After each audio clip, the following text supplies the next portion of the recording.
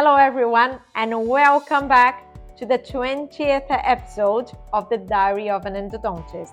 And if you watched the 19th episode, I showed a case of complex anatomies in upper premolar, and now I'm going to show another case, so stay with me.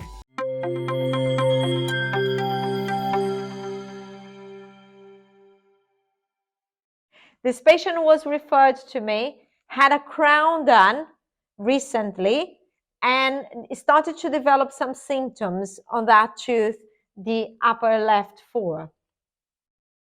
When you check the periapical x-ray, you can see one root here and another root over there. But when you take a CBCT, you confirm the buccal and the palatal root, but also, again, the shape of a heart, and you start seeing the two canals quite calcified, very difficult. So in those cases, remember that without magnification, you won't be able to find those calcified canals. They are quite narrow. You are drilling through a crown. There are 3 canals, so be careful not to compromise that crown because, again, it's a new crown. The patient has spent some money on it, doesn't want to have it replaced if it's possible, of course. So just be very careful. Careful as well to check the working length to see if that is the end of the root or that is the end of the root.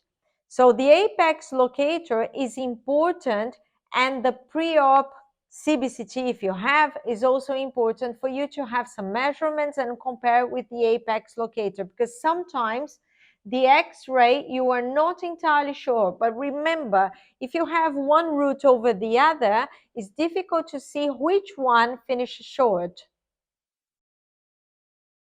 And once you take the other x-ray, the final x-ray, make sure you have all the fillings up to the end of the root and your nice core all bonded, preferably if you could put the composite inside of the canal orifice, 2 to 3 millimeters inside of that canal to reinforce that core, because that core is quite small already under the crown. So you need to reinforce it. So make sure your composite goes up to here if you can.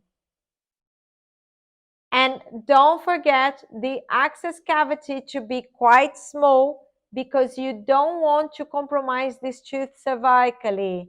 And of course, you don't want to fracture the porcelain either.